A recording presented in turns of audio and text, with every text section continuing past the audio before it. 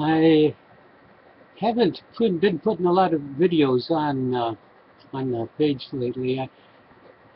I've got so many of them going through my mind, but then when I want to put something down, I don't know. I don't know. I'm going to try and put more frequent little thoughts online and try and get them on, because there's so much that I want my children and grandchildren and great-grandchildren. I've got several great-grandchildren that I'm worried about. Worried about everybody. Anyway, I've found some things out. I know more than when I did when I was younger, and I would like to share it if anybody would just listen to me. Well, anyway, one of my grandchildren, I was kind of impressed. She was talking about, oh, she was up half the night. She couldn't put this book down. She was reading it. It was so interesting. And I remember when I was her age, I was doing the same exact thing. I would get these science fiction books, and oh, they were so exciting. The adventure and the things that really stimulate your brain. What if this does happen? What if a life does go on this way? What if people take this thing to an extreme? And anyway, science fiction was just, oh, it was so much fun. I read all the science fiction in the library. Then I would go to the drugstores and I would try to buy these little paperbacks, and then whenever a new science fiction book would come out. Anyway, I used to love it. But anyway, so with her talking to me got me started thinking about science fiction. And a very common thread in, I don't know, kind of like the doomsday type science fiction, where societies just become completely degenerate. Like, well, anyway, I can remember reading the science fiction books, and they were talking about the way, if things just keep on going the way that they were, how in just a little while, the entire population are going to be a bunch of brain-dead zombies just listening to Big Brother or whatever the man told them to believe, and they were taking dope. They were all stoned. They didn't want to fight. They didn't want to argue. They would do their job, And you know what? It's here. That's life in America. Nobody uses their mind. Nobody thinks anymore. All the people I see are all a bunch of brain-dead zombies, like the zombie apocalypse. I think I might have mentioned that in an earlier video. It's here. All they do, they just live to consume. How idiotic can you get? So, anyway, okay. I'm always calling my fellow citizens idiots. I probably should use different terms. I've never been really good at I don't know, not insulting people, and not and just being where people would like to talk to me. That's why I've got to talk. That's why I've got to talk to the computer. Nobody will listen to me. So anyway, yeah, the United States is populated by just total idiots, all of them. Otherwise, they wouldn't believe the stuff that they have all the liars telling them on television, and they wouldn't just eat all the garbage and the poisons and the drugs that they're getting in their everyday food supply. So anyway, my little granddaughter, I love her, and I worry about her, and I love all my grandkids, all my kids. I love everybody, and I hate to see them turning into these mindless biological robots. And basically, that's what they appear to me as. I'll laugh about it, but I'm serious. If you just live to consume, you're no different than a bug or a robot. That's all they live for. Well, if they would live, a biological robot. See,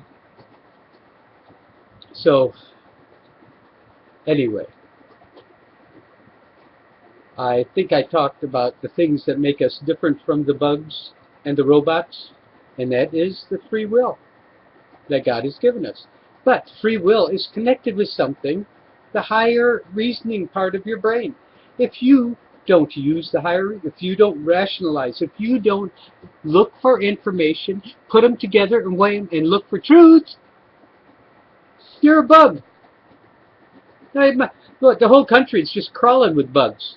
You know, that's I know, and I really like most of these bugs, and I wish them well, and I hope they don't have too much pain. But they're no more than bugs, because they choose to be that way. They choose death. You know, I'll tell my grandkids. I said, well, don't eat poison. Don't eat the candy. Don't eat the breakfast cereals and the homogenized, pasteurized, poisonized milk. Don't eat that stuff. It'll kill you. Eat real food. Eat food that God gives you. Oh yeah, but that don't taste good. Who cares what it tastes like? I don't care what it tastes like. Use your brain. Do what's right. Do what's good. I think I talked about the lust of the eye, the lust of the flesh, and the pride of life. These are robot programs. Your greed, your selfishness, and your arrogance. They're programmed into you. They are these, you know, I don't know that much about programming. I did some robotics, and I would use programming, but I never really actually wrote the program. So anyway, I know how they work. You go into a certain routine under certain conditions, and here's, you know, these conditions fit, you go into this routine. You're still a robot, even though it appears like you're making choices. You're not making choices, because you're not using that higher part of your brain. You're doing what feels good, the lust of the flesh. Or, it looks nice. Oh, I would want this. This other guy's got it. He looks happy. I want him. I want his stuff. I want everything. That's all programming. You're just a bug if that is what stimulates your actions. If that is your center. If that's where your actions are coming for, you're a bug. And I'm sorry, and I love all these bugs that I know. There's so many people that I've met, and I really wish them well, and I wish they would choose life. It's so plain, it's so open, it's right there for everybody. You can live forever. You don't ever have to die. You don't ever have to be sick. You don't. All these things are a matter of choice. Why don't you choose life? So, I'm really prone to ramble, aren't I? I know. I need to be. That's why I don't do these talks very often, because I can't keep my mind going in one direction long enough to really explain things. All I can really do is get people mad at me. You know, everybody's got their skills in life. Everybody's got their, you know, things they're really good at. And I'm really good at getting people offended. but the thing is, I have a love of truth. I've always had bad eyesight. And I think that it's maybe part of the programming, you know, a certain routine. Bad eyes, whoop, you go into this routine, you know, in the programming. And that may be because I don't see clearly most of the time, and never have, even with my glasses. They kept me from. I was legally blind since I was young, legally blind without glasses. You know, I couldn't see anything but you know, light and dark blurs. So anyway, that made me depend not so much on my eyes, but more on what was reasonable and logical. And maybe that's what forced me out of bugolosity, bugginess. Okay, I won't do any more of this. Okay. So, I think, oh no, no. That is just a small part of it. The real part of it is I had parents who believed in truth. They didn't believe in the propaganda that the schools started putting out, that, oh, you got your truth, I got my truth, everybody's fine, nobody's bad, there is no evil there, if it feels good, do it. All this stuff that the propaganda of the few powers that are creating this whole nation of sheeple, who are no longer humanoids, they're human looking, but they are no longer human because they have just voluntarily given away their ability to become Elohim. They've given away their ability to see God. You don't see, God's invisible. Can't see God with your eyes. You can only see God with your mind. You know, I talked before about a magnet. Magnetism is invisible. You can't see magnetism, and as far as we know, the best of your science, all they know is magnetism is there. So you could call it magic. There's no difference now than it was a couple thousand years ago. They believe in magic. They believe in magnetism, right? It's an invisible power, and it does things. So they give it a name. Say, oh, we conquered magnetism. We gave it a name. Just so much stupidity going on. Anyway, your magnet brings order out of disorder. God brings order out of disorder. So think of yourself as, like in an earlier video I said, you put the magnet under the paper and you sprinkle on the iron filings. Iron filings all get in line. They all line up and they make these pretty concentric lines all around the paper, and they all get in line and they get in order. Just a magical, invisible power bringing order out of disorder. The exact opposite, anti-entropy. The natural order of things that we see, there was the second law of thermodynamics, is entropy, right? Everything goes from hot to cold, from order to disorder. But we can see that some things don't. Sometimes creation happens. And one thing that we know about God is that He's the Creator. And we can see creation, so we can see the effect of God. We can see the effect of magnetism. We can see the effect of gravity. We can see the effect of these invisible powers. You see the effect of the wind when you see the leaves moving, right? So you see these things with this higher reasoning power. And if you give that up, then you give up your option to become an immortal Elohim. You can live forever. You can be an Elohim. You can be a part of the creative process. You can be one of these iron filings that get lined up. And see, the wonderful thing about these iron filings too now, you leave that iron filing, say you got a pretty good size one, and you leave it in that magnetic field for, I don't know, leave it there for a while, a few days. Take it out. No, I'm talking about a pretty good size one, because it would work with a smaller one, but it would be harder to see. So you take a kind of a larger piece of iron, and then you leave it in the field for days. Take it out, and guess what? It has the ability to start lining things up around it. So as you see God, and you start having the power of God move through you, it changes you. You become not magnetized, but godified. You become more godly. Become more godly, and eventually, if this is your choice, if this is your center, what you want to do, instead of you want to eat all the poison because it tastes good, if you want to do what is right and good and creative and in harmony with what you see in the creation, if that's what you want, if that's your center, you can have it. You can have it. God will give you immortality, and you can live forever. And can't you just imagine how much fun it's going to be? It's going to be wonderful. I'm really looking forward to this next phase of life. When Christ comes back to the earth, and I think it's going to be a lot of fun. I don't know how much detail I should go into. I don't know how long I've been on. Well, it hasn't shut me off yet. So, anyway, everybody chooses death.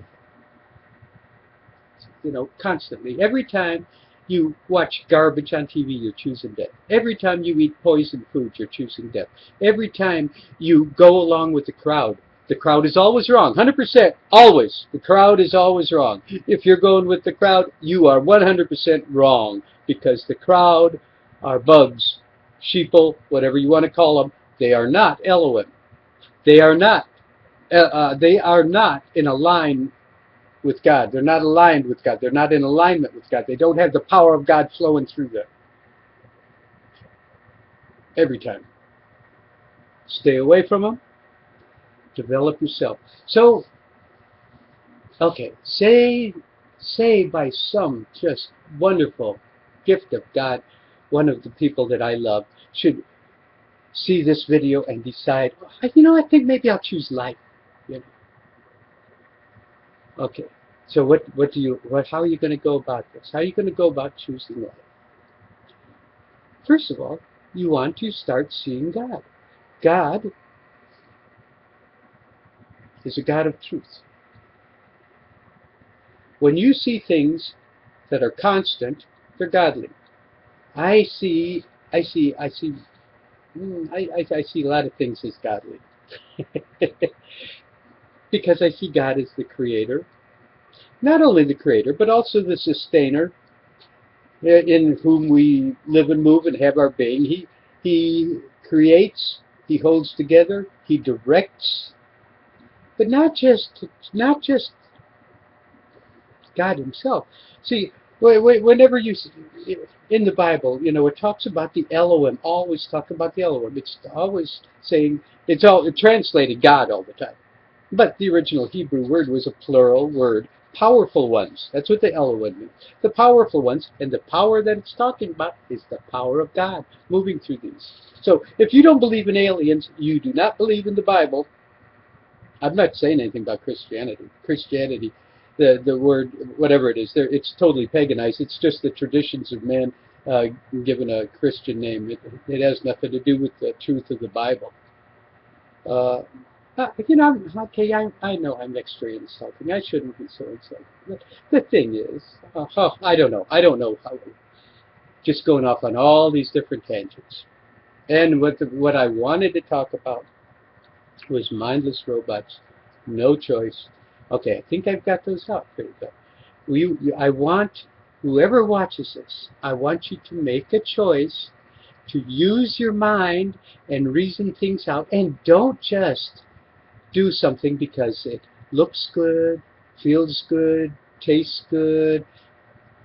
That is just the biological robot directing your actions.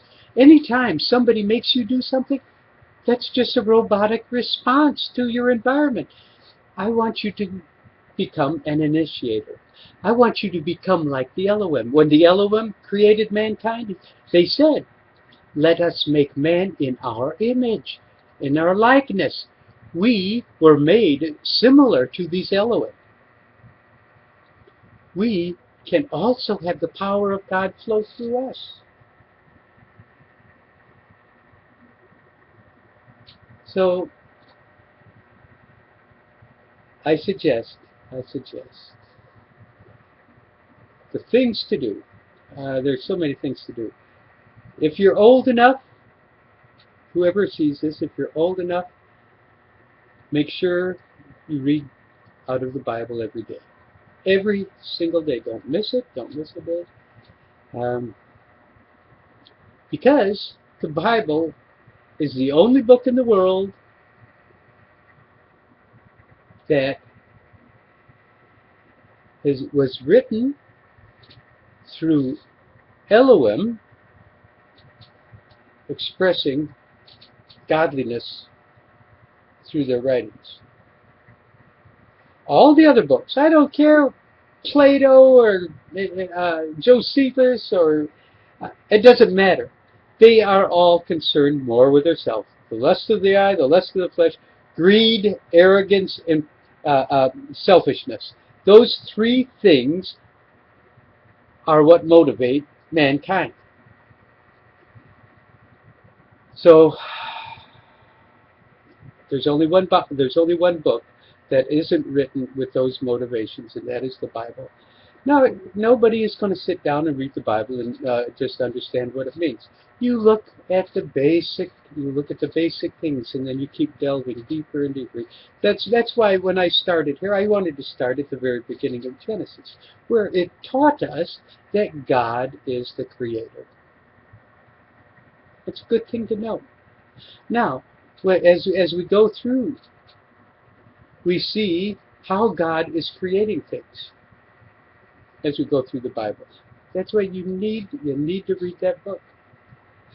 And I don't know if I talked about this before, but the Bible tells us that man's essence, his heart center, the center of his being, is deceitful above all things. Mankind, the species of mankind's prominent characteristic is liar. Every human being that you meet is a liar. So take that as a general principle. Because you might meet people that are human beings with the power of God flowing through them that aren't lying. But, that's really going to be the exception. So, just as a general principle, all human beings assume that they're all liars. Now, even godly people, like you go to church and your brothers and sisters and everything. Now, their nature is a liar. That's their basic nature. Hopefully they've learned to be something else, because that's hopefully that's what they're learning when they start using this part of their mind, this reasonable, rational function of the mind. So, okay, now to go along with this, you look for God. Look for God in the Bible. Look for God in the world around you. I would suggest everybody grow a garden. I would suggest everybody take nature walks. I would suggest everybody look for God in God's creation. Don't look for God on the TV.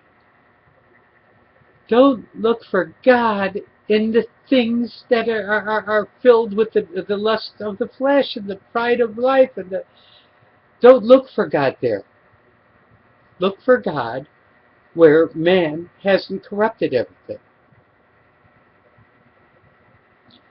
So, and it's a wonderful thing. You start letting that power of God go through you, and it grows and it grows and it grows, and you become more and more godly until you become a very godly and powerful, selfless, loving, generous, meek, mild person. All just the opposite of human nature. You become more like Jesus.